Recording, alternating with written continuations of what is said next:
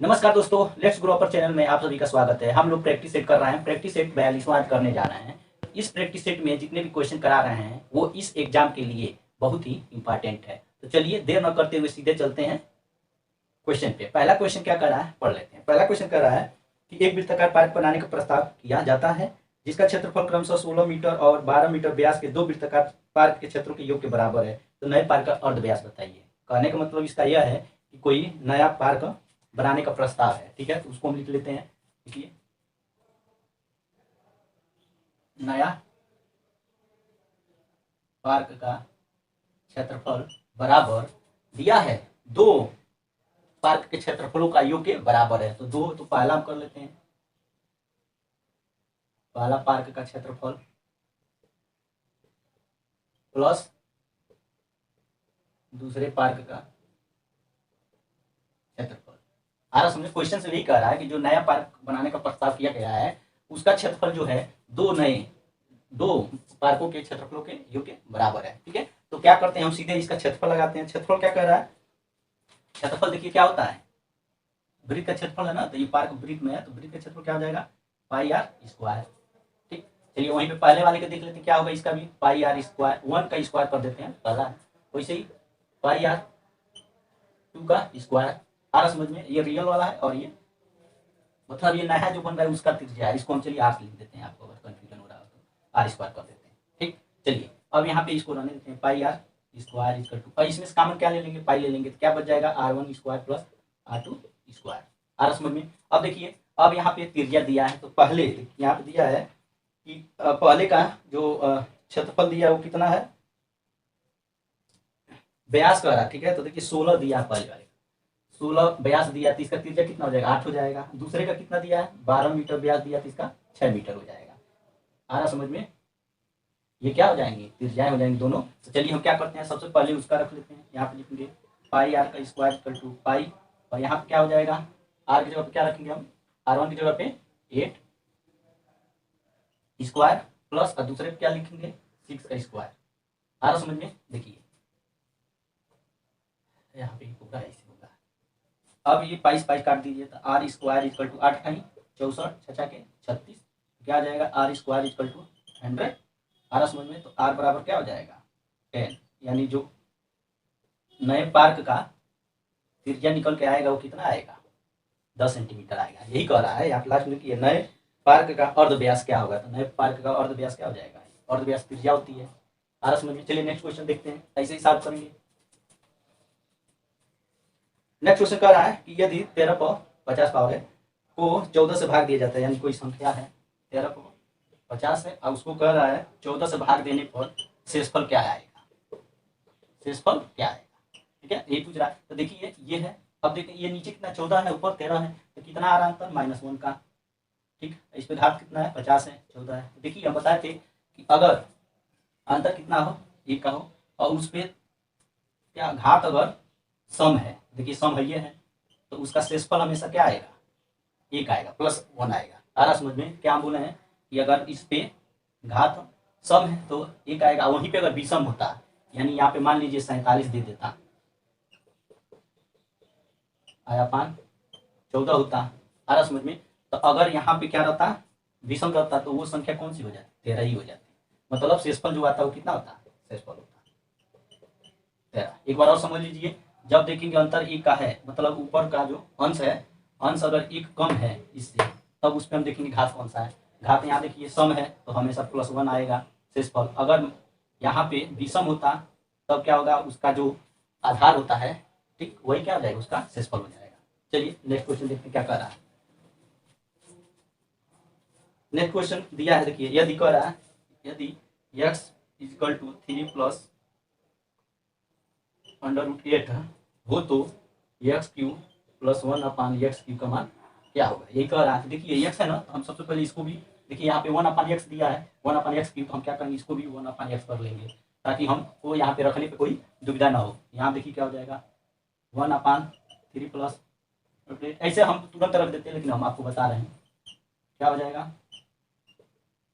ऊपर नीचे 3 माइनस √8 से क्या करेंगे, गुणा कर देंगे। जब गुणा करेंगे तो क्या हो जाएगा, 3 - √8 अपॉन इनका देखिए क्या हो जाएगा, ये क्या कौन सा फार्मूला लगता है, ए स्क्वायर माइनस बी स्क्वायर, मतलब एक क्वेश्चन में प्लस बी है और एक में ए माइनस बी है, तो हम क्या करेंगे बताइए, 3 का स्क्वायर करते हैं माइनस अंडर रूट 8 का स्क्वायर, तभी तो आएगा 3 माइनस अंडर रूट 8, यहाँ क्या आ जाएगा 9 और यहाँ क्या अंडर रूट हट जाएगा 8, यानी जो मिलेगा वो क्या मिलेगा 3 माइनस अंडर रूट 8 अपॉन 1, यानी 3 माइनस अंडर रूट 8, यही क्या हो गया इसका मतलब, इसके जगह पे ये आ गया। अब सीधे हम क्या करते हैं, फार्मूला को रख देते हैं। फार्मूला क्या करता है, फार्मूला कहता है कि इसका एक्स प्लस 1/x का cube minus 3 into x into 1/x, कोष्टक में x प्लस 1/x, ये कहता है। याद कर लीजिएगा, इस फार्मूले को हम रखेंगे तभी जाके आंसर आएगा। देखिए अब क्या होगा, यहाँ पे हम यहाँ से देखते हैं x प्लस 1/x दिया है ना, कुछ न कीजिए सीधे हम रखते हैं फार्मूले पर। x कितना है यहाँ पे, ये देखिए x है 3 plus under root 8 plus 1/x, जब क्या रखेंगे ये रखेंगे, ऐसे करना है, ठीक है। ये हो गया आपका q माइनस, अब हम क्या करते हैं कि यहाँ पे मान रखने से कोई फायदा है नहीं, आ रहा समझ में, जैसे x का मान रखे 1/, कुछ नहीं करेंगे यहाँ पे, हम इसे काट देते हैं, आ रहा समझ में, काट देंगे तो क्या केवल 3 बच जाएगा। अब x है तो x कितना है, x का वैल्यू देखिए 3 प्लस अंडर रूट 8 प्लस और क्या है 3 माइनस अंडर रूट 8, कहने का मतलब जहाँ पे 1/x रहेगा वहाँ पे ये रखेंगे, और जहाँ पे, आई होप आपको समझ में आ रहा होगा। चलिए अब यहाँ देखते हैं, इससे इसको काट देते हैं, कट जाएगा, माइनस है तो क्या बचेगा 3 3 6, 6 का क्यूब माइनस 3, यहाँ पे क्या बचेगा, यहाँ पे भी इसे काट दीजिए, तो 3 3 कितना हो जाएगा 6, ठीक। अब यहाँ पे कीजिए 6 का क्यूब कितना होता है 216, चलिए हम कर देना है 36 18, कितना आएगा 198, इसका आंसर कितना आएगा 198 आएगा। तो ये फार्मूला याद कर डालिएगा। ऐसे भी इसका एक और फार्मूला होता है, कौन सा फार्मूला होता है इसका, एक्स क्यूब है ना, तो एक्स प्लस 1/x कर देंगे, और दूसरे में x square plus 1/x square minus x into 1/x, ये वाला भी एक फार्मूला होता है। तो दोनों आप याद रखेंगे तभी क्या करेंगे, आराम से निकाल सकते हैं। चलिए नेक्स्ट क्वेश्चन देखते हैं। नेक्स्ट क्वेश्चन देखते हैं, कह रहा है एक समांतर चतुर्भुज की दो संलग्न भुजाएं 74 सेंटीमीटर और 4 सेंटीमीटर। संलग्न भुजाओं का मतलब क्या होता है, जो लगा हो, एक समचतुर्भुज बना लेते हैं,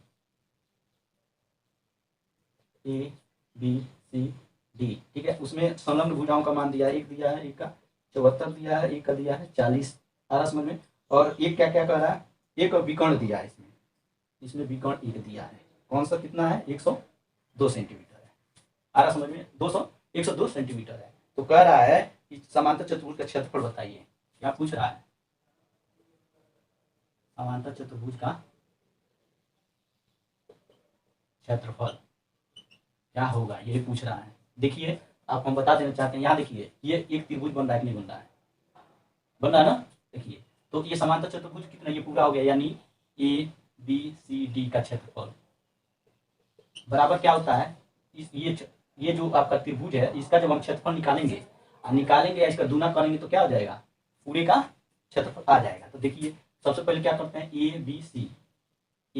बी सी का क्षेत्रफल, ठीक है, यानी ए बी सी का क्षेत्रफल का दूना ये क्या करेगा, ए बी सी डी का क्षेत्रफल निकालेगा, यानी हम क्या करेंगे इसका दूना कर देंगे, इसका दूना करेंगे तो ए बी सी डी का क्षेत्रफल आ जाएगा। अब क्या करते हैं, यहाँ पे देखते हैं, हमको 3 त्रिभुज है तो तीनों भुजाओं का मान हमको क्या है मालूम है, लेकिन हमको ये ज्ञात नहीं हो पा रहा है कि ये किस तरह का त्रिभुज है, यानी समबाहु त्रिभुज है, विसमबाहु त्रिभुज है या समकोण त्रिभुज है, ये हमको मालूम नहीं है। तो हम यहीं पे देखेंगे तीनों भुजाएं क्या है, अलग अलग है, तो तीनों जब भुजाएं अलग अलग हैं तो हम क्या करते हैं, विसमबाहु त्रिभुज का क्षेत्रफल निकालते हैं, आ रहा समझे। तो समबाहु त्रिभुज विसमबाहु त्रिभुज का क्षेत्रफल जब निकालेंगे तो क्या होता है उसका,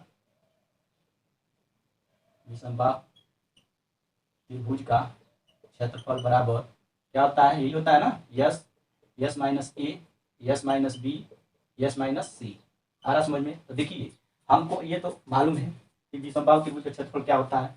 चलिए लाइट चली गई है तो भी हम पढ़ाई को कंटिन्यू रखते हैं, क्योंकि अभी 1-2 मिनट में लाइट आ जाएगी। तो चलिए चलते हैं हम लोग, इसको फिनिश करते हैं। देखिए अब क्या है, हमको विसमबाहु त्रिभुज का क्षेत्रफल मालूम चल गया, इसमें दिया यस, तो सबसे पहले हमको यस ज्ञात करना पड़ेगा, यस ज्ञात करेंगे तभी तो आएगा। तो यस क्या है, अर्ध परिमाप है, किसका, त्रिभुज का, आ रहा समझ में। तो अर्ध परिमाप कैसे निकालेंगे, यस अर्ध परिमाप है, आ रहा समझ में। तो हम क्या करेंगे, सबको जोड़ लेंगे, जैसे तीनों भुजाएं हैं तो तीनों भुजाओं को जोड़िए, क्या है, एक है 102 प्लस 40 और प्लस 74, तो बटे क्या कर देंगे 2, अर्ध परिमाप निकालने क्या करना पड़ेगा, 2 से भाग देना पड़ेगा, अर्ध कह ही रहा है, ठीक है। तो इसको अब जोड़िए, जब जोड़ेंगे तो कितना आएगा, देखिए 4 2 6 7 4 11, 11 की 1 हासिल 1 2 2, क्या हो जाएगा 2 इतने 2 और 2 8 16, यानी कितना निकल के आ रहा है 108 निकल के आ रहा है। जब आ रहा है तो हम क्या करेंगे, इसके जगह पे रख देंगे। चलिए तो 108, फिर यहाँ पे 108 माइनस क्या करेंगे, ये कितना है आपका, मान लेते ये है आपका ये, और ये है बी और ये है सी। आ रहा समझ में, तो ऐसे ही हम रख देंगे। चलिए अब रखते एक जगह पे क्या हो जाएगा 74, वैसे बी के जगह पे 40 को रखिए 108 माइनस, अब सी को रखिए 102। आ रहा समझ में, तो जब इसको सॉल्व करेंगे तो क्या आएगा 108 गुणे यहाँ कितना बचेगा 6 बचेगा, बताइए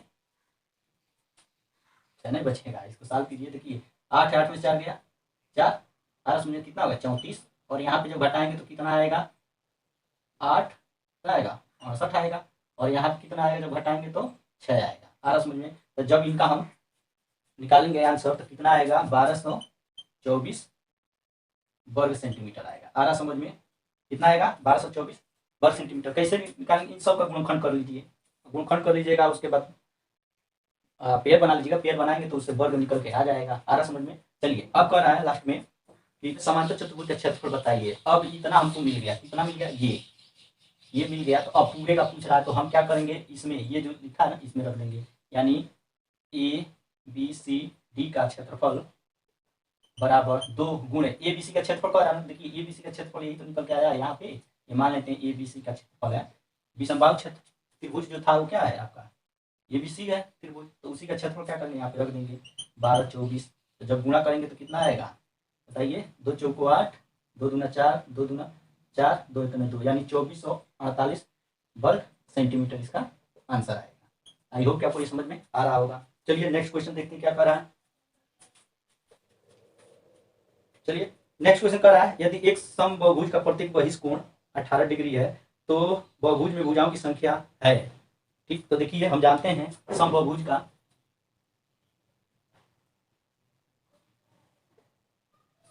का प्रत्येक बहिष्कोण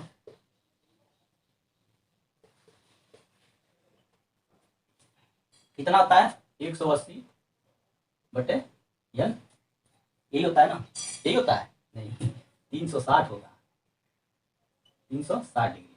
आ रहा समझ में। अब देखिए ये हो गया, अब बहिष्कोण कितना दिया है, बहिष्कोण दिया 18 डिग्री, तो 360 5 n, तो क्या हो जाएगा यहाँ देखिए n इक्वल टू 360 18 डिग्री, 18 दूनी 36, यानी n इक्वल टू कितना आ जाएगा 20, यानी भुजाओं की संख्या जो आएगा वो 20 आएगा। ठीक है, चलिए नेक्स्ट क्वेश्चन देखते हैं।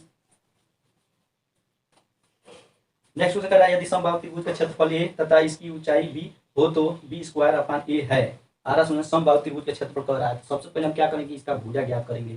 तो समबाहु त्रिभुज की भुजा, समबाहु त्रिभुज की भुजा बराबर क्या है x है, मान लेते हैं। आ रहा समझ में। अब क्या करेंगे हम ऊंचाई इसका ज्ञात करेंगे, इसका समबाहु त्रिभुज की, यहाँ पर लिख देते हैं ऊंचाई। ऊंचाई क्या होता है √3/2 इंटू भुजा, भुजा को हम क्या कर रहे हैं x लिख दे रहे हैं। देखिए अब ऊंचाई दिया तो ऊंचाई के ऊपर h हम नहीं रखेंगे, क्यों नहीं रखेंगे, क्योंकि क्वेश्चन में b और e का मान दिया है, तो हम ऊंचाई को क्या मान लेंगे b मान लेंगे। तो √3/2 इंटू x। आ रहा समझ में। तो अब हम क्या करेंगे x को यहीं रहने देते, इसको इधर लेके आते हैं, तो क्या हो जाएगा x इक्वल टू 2b/√3। आ रहा समझ में। एक तो ये आ गया हमारा मान। अब दूसरा कह रहा है कि क्षेत्रफल भी दिया है इसका, समबाहु त्रिभुज का क्षेत्रफल कितना दिया है ये दिया है। पहले क्या होता है वो लिख लेते हैं। समबाहु त्रिभुज का क्षेत्रफल क्या होता है √3/4 इंटू x स्क्वायर। क्षेत्रफल कितना दिया है क्वेश्चन में ए दिया है, अ है। ठीक है, तो अ है तो अब क्या करेंगे देखिए √3/4 इंटू x स्क्वायर ये है। अब हम क्या करेंगे यहाँ पे अ है ना, इसको रहने देते हैं √3/4 इंटू x है x स्क्वायर। x का मान कितना है आप देखिए ये है। आज समझिए तो उसको हम रख देंगे, कितना हो जाएगा 2b/√3 का होल स्क्वायर। आ रहा समझिए, इसको सॉल्व कीजिए क्या हो जाएगा ए इक्वल टू √3/4 इंटू यहाँ क्या हो जाएगा 2 दूना 4 4 बी स्क्वायर अपान, यहाँ पे जब 2 बार गुणा होगा क्या होगा 3 ही होगा, अंडर रूट हट जाएगा 3 हो गया। आ रहा समझ में। ठीक है, अब देखिए क्या हो जाएगा, यहाँ पे कुछ नहीं करना है आपको, ये जो बी है ना स्क्वायर यहाँ इधर लेके आएंगे। अच्छा इसको उधर लेके जाइए, तो देखिए पहले दिया है यहाँ पे कि बी स्क्वायर अपॉन कहाँ गया, ए का मान पूछ रहा है, तो हमको क्या करना है, ए को उधर लेके जाना पड़ेगा। चलिए तो हम क्या कर लिए, अब यहाँ पे 4 से 4 को हम डिवाइड कर दे रहे हैं, कर दें, कर दिए। अब देखिए ये बी स्क्वायर है, इधर आएगा तो क्या हो जाएगा, यहाँ पे इसको इधर लेके जाते हैं, इसको इधर, तो हो जाएगा बी स्क्वायर अपॉन ए इंटू, यहाँ पे देखिए हो जाएगा 3 अपॉन √3। आ रहा समझ में। तो अब क्या करेंगे हम, फिर इसको √3 इंटू √3, ये जरूर करते हैं, जब इस तरह से आ जाए तो ये जरूर कीजिएगा। तो क्या हो जाएगा यहाँ पे 3, यहाँ 3 इंटू √3, तो 3 काट दीजिए, क्या हो जाएगा √3, यही क्या हो गया आपका आंसर हो गया। आ रहा समझ में। यहाँ पे इसको हम क्या इधर लेके आए हैं, तो ये आएगा तो इधर ऊपर हो जाएगा, देखिए ऊपर हो गया, ये इधर आएगा तो नीचे हो जाएगा, ये इधर नीचे, ये ऊपर, ठीक है। चलिए अब चलते हैं नेक्स्ट क्वेश्चन, देखते हैं क्या कह रहा है। नेक्स्ट क्वेश्चन क्या है, एक घोड़ा 30 मीटर लंबी रस्सी द्वारा खूंटे में बंधा है। जब घोड़ा रस्सी को कसी रखते हुए वृत्ताकार पथ पर घूमता है और केंद्र पर 105 डिग्री का कोण बनाता है। आ रहा समझ। सबसे पहले हम क्या करते हैं, जो कर रहा है वो कर लेते हैं। कोई वृत्त है, इसके बीच में खूंटा है, वहां पे क्या है, घोड़ा बंधा है, उसके रस्सी की लंबाई कितनी है, 30 मीटर है। चलिए हम 30 मीटर कर दे रहे हैं, 30 मीटर, ठीक है। वो क्या कर रहा है, इस रस्सी को एकदम कस के तान ले रहा है, ठीक है, और कस के तान के चल रहा है। वो जब इस पे चल रहा है तो कितने डिग्री का कोण बना रहा है, 105 डिग्री का, यही कह रहा है, ठीक है। 105 डिग्री का कोण बनाता है। कह रहा है घोड़े ने प्रारंभिक स्थिति से कितनी दूरी तय की है, यानी यहां से चल के यहां तक चलने में उसे, मतलब दूरी पूछ रहा है, यहाँ से यहाँ तक की दूरी क्या होगा। तो देखिए ये क्या बन रहा है, एक त्रिज्यखंड बन रहा है कि नहीं, त्रिज्यखंड बन रहा है, तो इसका हम क्या करेंगे, त्रिज्यखंड का चाप निकालेंगे, ठीक है, त्रिज्यखंड का परिधि निकालेंगे। चलिए त्रिज्यखंड का हम चाप निकालते हैं, त्रिज्यखंड का चाप, ये लघु त्रिज्यखंड होगा, ये बृहद त्रिज्यखंड होगा, तो लघु का ही हमको निकालना है। तो इसका क्या होता फार्मूला होता है, theta upon 360 degree into 2πr। हम 2πr क्यों ले रहे हैं, क्योंकि ये परिधि है, परिधि का ये क्या है, एक खंड है, ये चाप है। आ रहा समझ में, इस परिधि का ये चाप है, इसलिए वृत्त का परिधि क्या 2πr होता है, तो उसी परिधि का ये है ना, तो इसलिए हम इसको यहाँ पे 2πr लिए हैं। आ रहा समझ में। अब कुछ नहीं करना, अब हमको रख देना, जब रखेंगे तभी तो चाप का आएगा।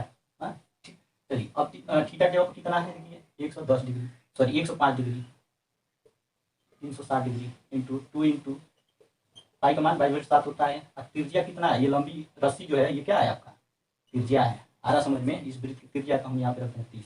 तो साल कीजिए क्या हो जाएगा, देखिए 2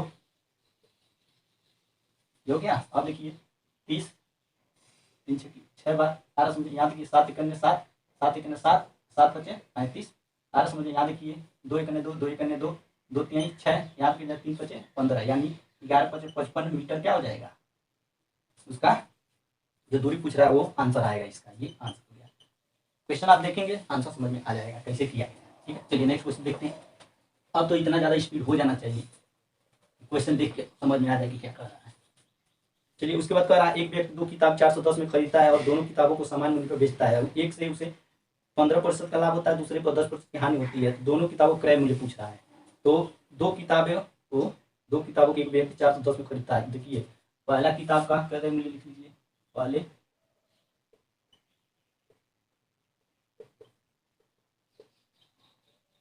क्रय मूल्य क्या मान लेते हैं, x मान लेते हैं, माना। और दूसरे का क्या मान लेते हैं, 410 में खरीदा था, 410 माइनस x। क्यों हम इसको रख रहे हैं, क्योंकि कह रहा है दोनों किताबों को समान मूल्य पर बेचता है। तो जब कह रहा है तो हम क्या करते हैं, प्रश्न से देख लेते हैं। जब प्रश्न से देखेंगे तो क्या होगा, देखिए x पहले किताब पे उसको कितना फायदा हो रहा है, 15% का लाभ हो रहा है, तो 115/100 कर देंगे, ठीक है। दूसरा है 410 माइनस x, दूसरे पर 10% की हानि हो रही है, तो इसका मतलब 90 प्लस 90/100, ठीक है। तो देखिए यहाँ पे इसको इससे हटा दीजिए, यहाँ पे होगा 115x, यहाँ पे क्या हो जाएगा 410 गुणे 90 माइनस 90x। अब इसको इधर लेके आइए, क्या हो जाएगा 115x प्लस 90 प्लस यहाँ पे जाएगा 410 गुणे 90। आ रहा समझ में। देखिए अब क्या हो जाएगा, इसको जब सॉल्व करेंगे तो क्या हो जाएगा, 5 9 1 10 का 0 हासिल 1 2, क्या हो जाएगा 2, यानी इतना निकल के आया। फिर इसको सॉल्व कीजिए, अभी छोड़ना नहीं है, 410 गुणे 90/205। अब यहाँ सॉल्व कीजिए, क्या हो जाएगा, सॉल्व करेंगे तो 5 करते हैं, 5 करने 5, ठीक है। और यहाँ पे 5 8 है 40, यहाँ पे 5 चौको 20, 5 एकम 5 आ रहा समझे। तो देखिए इससे ये कट गया, एक बार में कट रहा है ना, 0 बच रहा है, तो कितना आ जाएगा x इक्वल टू 180, यानी पहले किताब का क्रय मूल्य कितना आया है 180 रुपया। तो दूसरे का क्या हो जाएगा,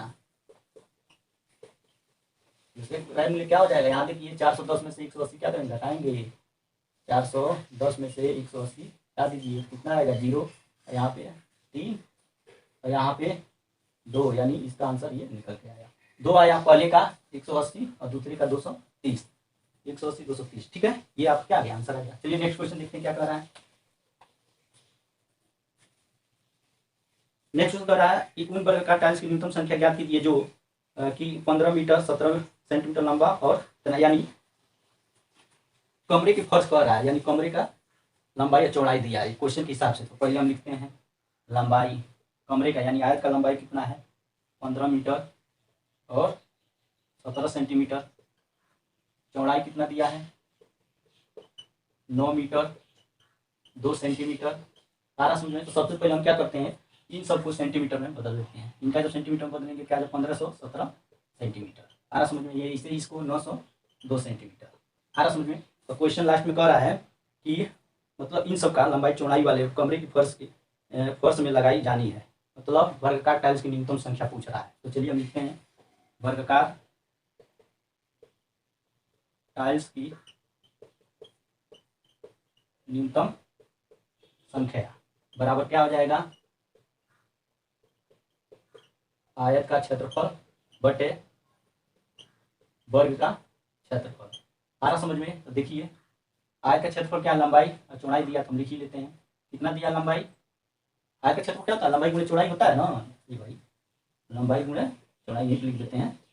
देखिए हम क्या करते हैं यहाँ 15 गुणे 9 2 अपान, और वर्ग का क्षेत्रफल हमको नहीं मालूम है, वर्ग का क्षेत्रफल हमको मालूम है नहीं मालूम है, ना क्वेश्चन दिया ना इसमें दिया। तो हम सबसे पहले क्या करते हैं, इन लंबाई चौड़ाई से ही हम वर्ग क्या भुजा ज्ञात करें, वर्ग का क्षेत्रफल क्या था भुजा का वर्ग, ठीक। तो हम क्या करते हैं इन दोनों में से मौसा निकालते हैं, क्या निकालते हैं मौसा। सारा समझ में। जो मौसा निकालेंगे वही क्या हो जाएगा वर्ग का भुजा हो जाएगा, उसका हम वर्ग करेंगे तो क्षेत्रफल नहीं आ जाएगा। चलिए इसका हम क्या करते हैं, सबसे पहले मौसा निकालते हैं। तो मौसा निकालेंगे तो क्या आ जाएगा, देखिए निकालना बताते हैं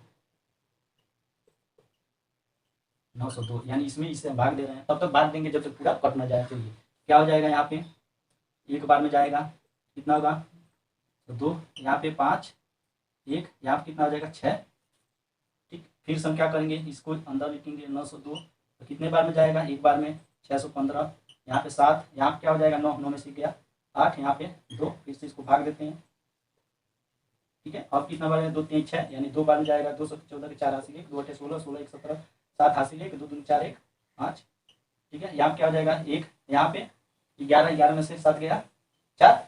अब क्या करते हैं, इसको हम 287 में भाग देते हैं 41 से, तो कितना बार जाएगा 7 बार में, 7 करने 7 7 को 28, यानी जो ये निकल के आया है यही क्या है आपका मौसा है। मौसा कितना आया 41।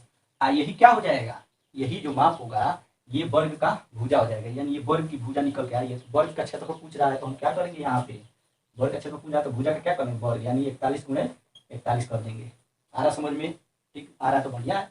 अब क्या करेंगे, हम काटते हैं इसको, जब इससे हम काटेंगे तो कितना आएगा 37, क्यों एक यहाँ है सर 7 बार, इसको जब हम काटेंगे तो क्या होगा 22, काट दे लीजिएगा। तो क्या हो जाएगा, इनका जब गुणा करेंगे तो क्या होगा, देखिए 37 गुणे 22, 214 के 4 हासिल 1, 2 3 6 1 7, और यहाँ पे 4 7 4 7 4 11 का 1 हासिल 1, मतलब 814 जो है ये आंसर आएगा, यानी न्यूनतम टाइल्सों की संख्या कितनी होगी 814 होगी।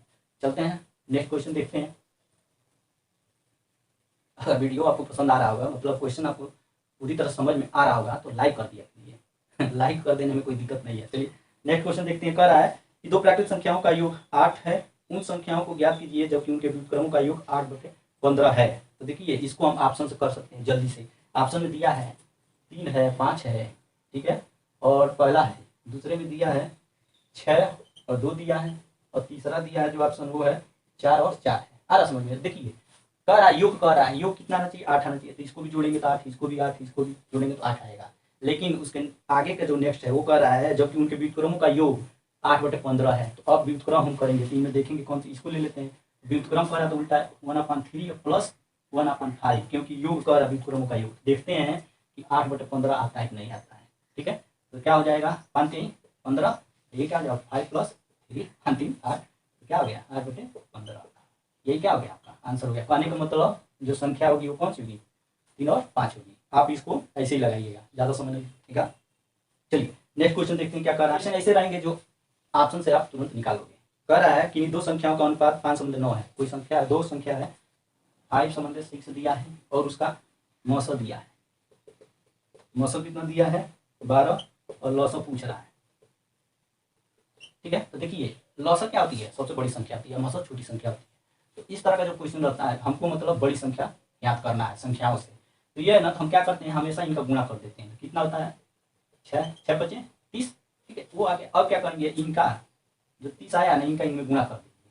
जब इनका गुणा करेंगे तभी तो बड़ी संख्या आएगी। आ रहा समझ में? तो संख्या आएगी तो क्या करेंगे इसमें गुणा कर दीजिए। तो क्या हो जाएगा 12 × 30 12 3 36 यानी 360 इसका क्या आ जाएगा आंसर आ जाएगा।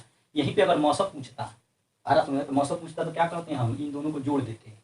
बस यही समझ में आ रहा है। जब बड़ी संख्या निकालना होगा तो हम क्या करेंगे अनुपात का गुणा कर देंगे और तब उनमें गुणा करेंगे मौसा या लौसा में। आ रहा समझ में? अगर वहीं पे अगर दिया है लौसा ज्ञात करेंगे तो लौसा क्या होता है बड़ी संख्या। तो बड़ी संख्या के लिए हम क्या करते हैं गुणा करते हैं तभी वो बड़ी संख्या निकल के आती है। देखिए क्या किए 6 × 5 = 30 और 30 का गुणा इसमें कर दिए हैं। ऐसे कर लीजिएगा आ जाएगा। चलिए वैसे भी आ जाता है अनुपात में भी करके, जैसे 5x 6x ऐसे मानते हैं। आ रहा समझ में? चलिए चलते हैं नेक्स्ट क्वेश्चन देखते हैं। जब इतने कम समय में सॉल्व हो जा रहा है तो ज़्यादा समय लेने की क्या जरूरत है।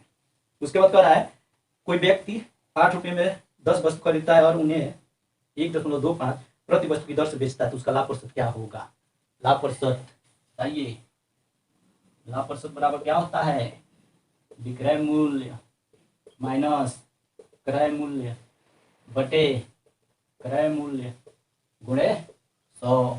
आ रहा समझ में? तो देखिए हमको विक्रय मूल्य क्रय मूल्य ज्ञात करना पड़ेगा तभी जाके होगा। क्वेश्चन से कह रहा है 8 में 10 वस्तु खरीदता है कोई व्यक्ति, तो यहाँ खरीदता है तो क्या हो जाएगा क्रय मूल्य। ठीक है, यहाँ लिख लेते हैं किनारे क्रय मूल्य। क्रय मूल्य क्या है 8 रुपये में 10 वस्तु खरीदता है यानी 8 में 10 वस्तु। तो इसको सॉल्व कीजिए क्या हो जाएगा बताइए 0.8 हो जाएगा। ठीक है, कितना इसका आएगा 0.8 हो जाएगा। ठीक, चलिए अब देखिए विक्रय मूल्य कह रहा है कितना है। विक्रय मूल्य कह रहा है 1.25 प्रति वस्तु की दर से बेचता है तो 1.25 आ रहा समझ। अब क्या करेंगे क्रय मूल्य विक्रय मूल्य मिलेगा हम इसमें देते हैं। विक्रय मूल्य कितना है 1.25 क्रय मूल्य 0.8 अपान क्रय मूल्य है तो पूरे 100। साल कीजिए कितना आ जाएगा बताइए 5 और यहाँ पे 4 होगा। 5 यहाँ पे अगर हम 0 कर दें तो भी ना घटेगा। 5 आ गया यहाँ पे 2 है तो 12। ठीक, अपान क्या आ जाएगा 0.8 × 100। अब इसको हटा दीजिए, जब हटाएंगे तो क्या आ जाएगा अपान 0.8। और देखिए यहाँ नीचे भी पॉइंट है, पॉइंट के लिए हम क्या करेंगे फिर से ऊपर 10 से गुणा करेंगे। चलिए तो हम क्या करते हैं ऊपर नीचे 10 से गुणा करेंगे, यहाँ पर हम 10 कर दे रहे हैं। अब चलिए साल कीजिए, साल करेंगे तो क्या आएगा 2 चौको 8 2 दूना 4 2 दूना 4 2 पचे 10।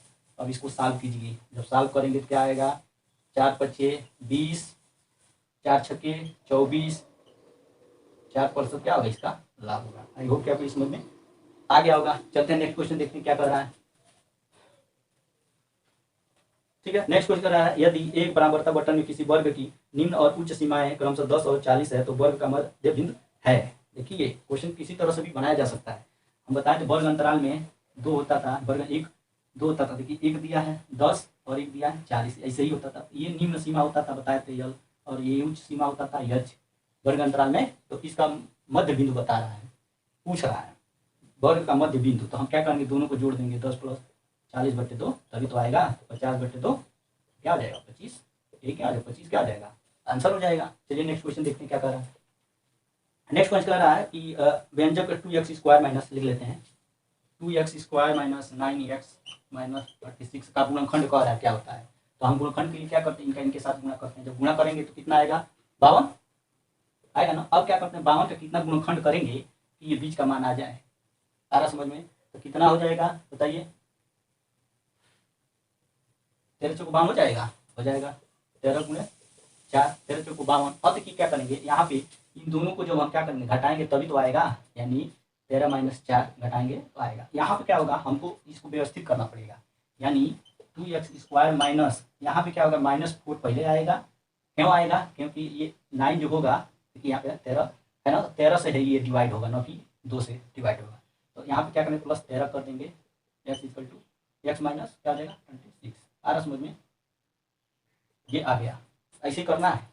चलिए अब देखिए क्या होता है, यहाँ पे 2x² माइनस अंदर का चिन्ह क्या हो जाएगा, बदल जाएगा ना, क्या हो जाएगा 4x, ये प्लस है तो क्या आ जाएगा माइनस 13x माइनस 26। अब इसको क्या कीजिए, पेयर बना लीजिए, जब पेयर बनाएंगे क्या निकल के आएगा 2x, तो x प्लस 2 बचेगा, यहाँ पे क्या माइनस 3 में से क्या निकल के आएगा 13, ये क्या हो जाएगा x।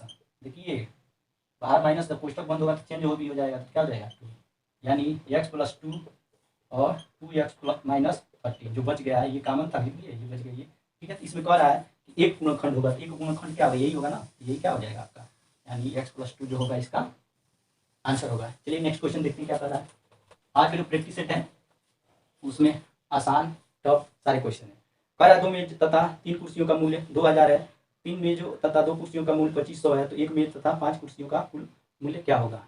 तो इसका एक ट्रिक भी होता है और एक बेस भी होता है। कौन सा, समीकरण बना लेंगे, 2 समीकरण बनाएंगे, उसी से निकालेंगे। चलिए समीकरण वाला बताते हैं, क्योंकि ये चीज़ें कभी भूलती नहीं है, जो बेस चीज़ें होती हैं वो कभी नहीं भूलेगी, और जब भी कोई पूछेगा आपसे तो आप इसका आंसर बता दोगे। जैसे छोटे बच्चे पूछ देते हैं हाई स्कूल में पढ़ने वाले 6, 7, 8 में, इस तरह के क्वेश्चन होते हैं, पूछ देंगे, तो आप वहाँ ट्रिक तो बताओगे नहीं, यही बताओगे। चलिए कह रहा है सबसे पहले मेज और कुर्सी, तो हम क्या करते हैं, मेज को x मान लेते हैं और कुर्सी को y मान लेते हैं। आ रहा समझ में, मान के हम चलते हैं। तो मेज को x माने तो क्या हो जाएगा 2x प्लस, कुर्सी को y माने हैं, इसका टू क्या हो जाएगा 2000, ठीक है। ये समीकरण क्या हो गया, एक हो गया। और दूसरा कह रहा है 3 मेज और 2 कुर्सी का कितना है आपका 2500, ये हो गया आपका दूसरा समीकरण। आ रहा समझ में। तो यहाँ से हम क्या करेंगे, x और y का मान निकालेंगे। तो सबसे पहले हम क्या करते हैं, मेज का निकाल लेते हैं, ठीक है। मेज क्या है, मेज को हम क्या माने x, तो इसको निकालते हैं। सबसे पहले हम क्या करेंगे, इसमें 2 से गुणा और इसमें 3 से गुणा कर देते हैं। चलिए कोई अंतर नहीं पड़ेगा, 2 3, अब इनका गुणा कीजिए, कितना हो जाएगा 4x प्लस 2 3 6y, यहाँ पे 4000, ठीक है। ये निकल के आया तीसरा समीकरण, इसे ही 3 का 9x प्लस 3 दूनी 6y, यहाँ क्या हो जाएगा, सही है 2500 है ना, तो कितना आ जाएगा 380 यानी 7500, ठीक है। ये हो गया आपका चौथा। अब यहाँ सॉल्व कीजिए, माइनस माइनस माइनस, ये कट जाएगा, यहाँ पे माइनस का मान ज़्यादा है, क्या आ जाएगा 5x घटेगा, यहाँ पे माइनस का मान ज़्यादा है, क्या हो जाएगा 4 3 7 यानी 3500। आ रहा समझ में, तीसरे से काट दीजिए, यानी x इक्वल टू 500 तो 35 700। ये कुर्सी का, ये क्या है कुर्सी का, यानी एक कुर्सी का, सॉरी x है ना, तो मेज माने थे ना, एक मेज का मान निकल के आ गया है, एक मेज का मूल्य 700 है।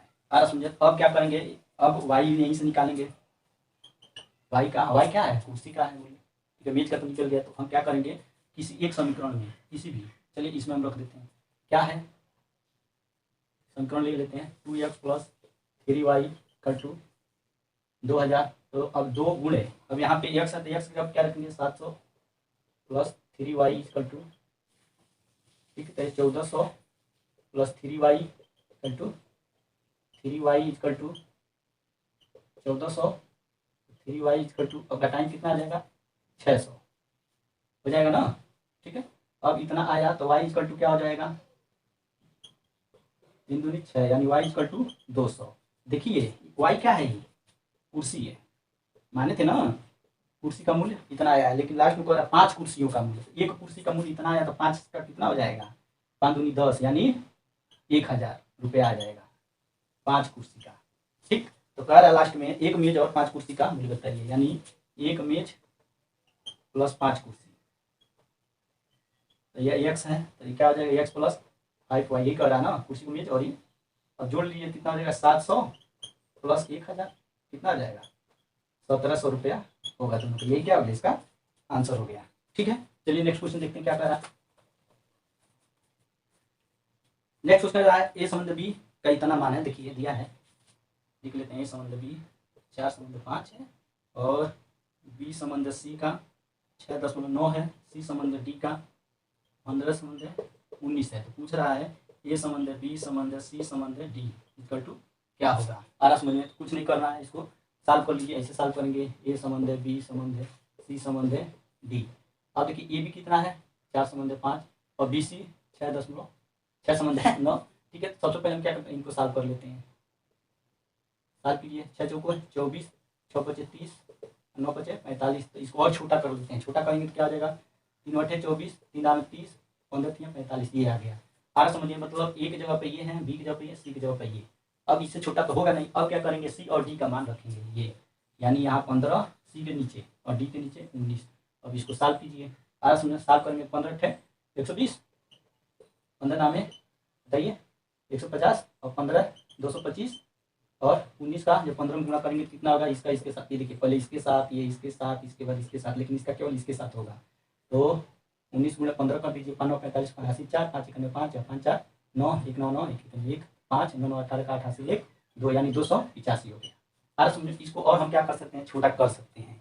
कैसे कर सकते हैं, 5 से कीजिए, तो 5 दूनी 10, 5 अठे 40 होगा, देखिए 5 दूनी 10 और यहाँ पे होगा 20, 5 चौको 20 हो गया, 5 3 15, यहाँ 5 चौको 20, 55 25, यहाँ पे 55 25 और यहाँ जाएगा 3 5 7 35, ठीक है। और बार जाएगा 3 से एक बार और जाएगा, काटते रहिए तब तक इसको छोटा करते रहेंगे जब तक कि वो होता है।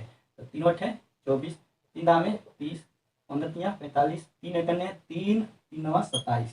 तो यही क्या आ गया, आपका आंसर निकल के आ गया। इस तरह से आप लगाएंगे तो ये देखिए जो पहला दिया ऑप्शन वही सही होगा। चलिए नेक्स्ट क्वेश्चन देखते क्या कर रहा है।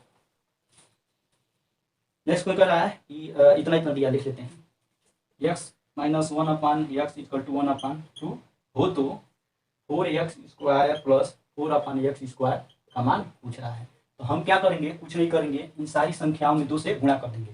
कहने का मतलब ये जो संख्या है, जैसे x दिया है तो इसमें हम 2 से गुणा करेंगे तो 2x हो जाएगा। वैसे ही 1 अपान एक्स दिया है तो इसमें भी 2 से गुणा करेंगे तो कितना आ जाएगा, 2 अपान एक्स हो जाएगा। वैसे ही इसमें भी गुणा करेंगे तो 1 अपान 2 है तो इंटू क्या करें 2, तो 2 कट जाएगा 1 हो जाएगा। आ रहा समझ में। तो कुछ ना कीजिए, वैसे कीजिए, 2x माइनस यहाँ क्या जाएगा 2 अपान एक्स इक्वल टू 1। अब क्या करेंगे, इसका हम वर्ग कर देंगे, इसका भी वर्ग कर देंगे और इसका भी वर्ग कर देंगे। तो वर्ग करेंगे क्या हो जाएगा, ए स्क्वायर होता है ना प्लस बी स्क्वायर माइनस 2, ठीक है, फार्मूला बता रहे हैं। उसके बाद ये क्या हो जाएगा 2x ए स्क्वायर, 2 ये भी होता है ना, तो एक जब ये भी, ये 2 अपान एक्स आ रहा समझ में, इक्वल टू ये क्या आ जाएगा 1 ये स्क्वायर कर देंगे। सॉल्व कीजिए, यहाँ क्या आ जाएगा 4x square plus x square minus इसको काटिए 2 दूना 4 दूना 8 इक्वल टू 1।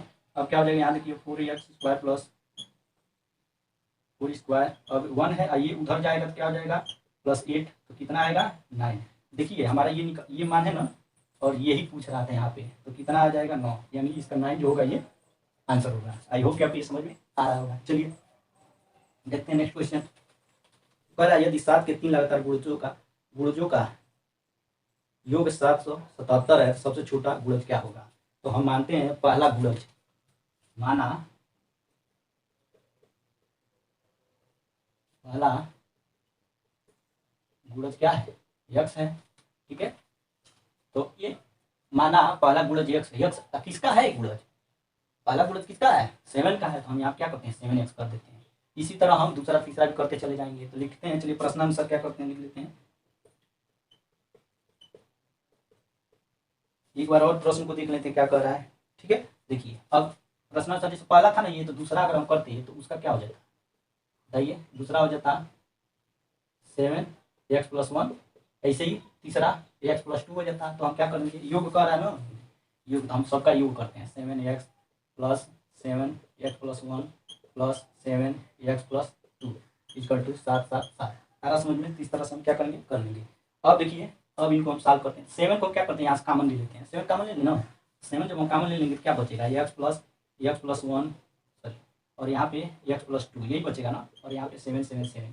तो अब हो जाएगा यहाँ 2 1 3, 3x प्लस 3 हो जाएगा, इसका इसके साथ जुड़ेगा। अब देखिए 7 7 7 और ये गुणा यहाँ इधर है तो उधर जाएगा, क्या हो जाएगा भाग हो जाएगा, 1 1 1 हो जाएगा, यानी यहाँ पे 3x प्लस 3 इक्वल टू 1 1 1। अब 3x इक्वल टू क्या आ जाएगा 1 1 1 माइनस 3, 3x इक्वल टू यहाँ घटाइए कितना हो जाएगा, बताइए 111 में 3 गया 108 होगा ही भाई, हो जाएगा।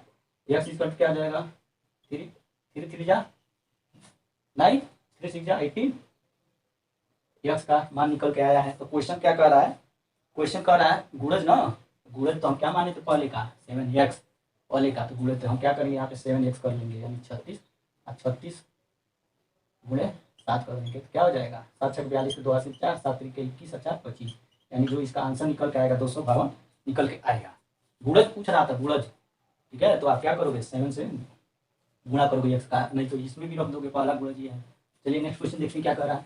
जितना प्रैक्टिस सेट आप करोगे उतना ही आप लोग के लिए बेनिफिट होगा, एग्जाम में आप तुरंत निकाल लोगे, ठीक है। चलिए नेक्स्ट क्वेश्चन देखते हैं क्या कर रहा है।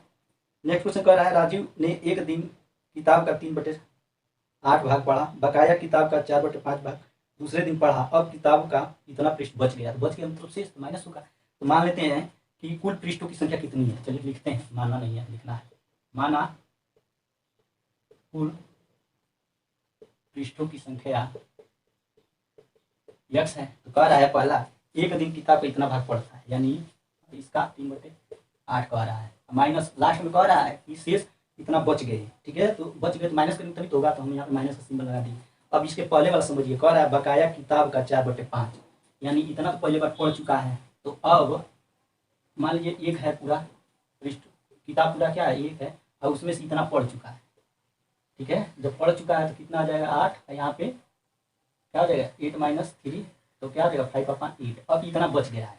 अब कह रहा है कि इतने का, देखिए बकाया किताब का 4/5, बकाया किताब ये है ना, इसका 4/5 कह रहा है, 4/5। सारा समझ में, इतना क्या करेगा, दूसरे दिन पढ़ेगा। तो इससे 4 दूनी 8, 5 5 का, यानी 1/2 किसका, x का। सारा समझ में, बराबर कितना लास्ट में होता है 30। क्वेश्चन देखिएगा और आंसर को देखिएगा, समझ में आ जाएगा क्या कह रहा है। 3x/8 माइनस क्या हो जाएगा, x/2 = 30। अब यहाँ पे 8 एलसीएम ले लेंगे तो क्या हो जाएगा 3x माइनस यहाँ पे 2 × 4 = 8, क्या हो जाएगा 4x = 3। अब यहाँ पे किए, इसको पहले लिखना चाहिए था लेकिन बाद में नहीं है, कोई बात नहीं, घटा दीजिए। घटाएंगे तो कितना आ जाएगा, x = 30 × 8, तो x बराबर क्या हो जाएगा 240। ये क्या हो गया आपका आंसर हो गया। कहने का मतलब जो कुल पृष्ठों की संख्या है वो कितनी है, 240 है। कुछ नहीं, आपको बस इतना समझना है पहले लाइन से।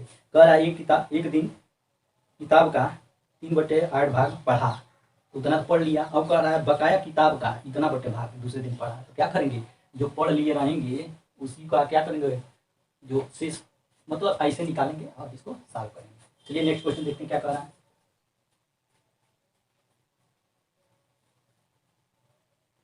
कह रहा है समान मापों के 6 वर्गों का क्षेत्रफल 294 सेंटीमीटर, 6 वर्गों का क्षेत्रफल। तो एक मान लीजिए 6 वर्गों का क्षेत्रफल दिया है, कितना दिया है 294 वर्ग सेंटीमीटर। तो हमको क्या करना है, एक वर्ग का क्षेत्रफल निकालना पड़ेगा। तो क्या करेंगे, हम 6 से भाग दे देंगे, तो क्या हो जाएगा 6 × 24, आराम से 6 × 9 = 54। तो वर्ग का क्षेत्रफल क्या होता है, भुजा का वर्ग होता है ना। तो यहाँ पे लिख लीजिए x², यहाँ क्या आ जाएगा 49, यानी x = कितना आ जाएगा 7 आ गया, ठीक है। अब लास्ट में देखिए कह रहा है कि वर्ग का परिमाप याद कीजिए। वर्ग का परिमाप बराबर क्या होता है, 4 × भुजा होता है ना। तो भुजा कितना मिला है, 7 मिल गया यहाँ से। तो 7 × क्या है 4, 7 × 28, यानी 28 सेंटीमीटर क्या होगा इसका आंसर होगा। आई होप कि आपको समझ में आ रहा होगा।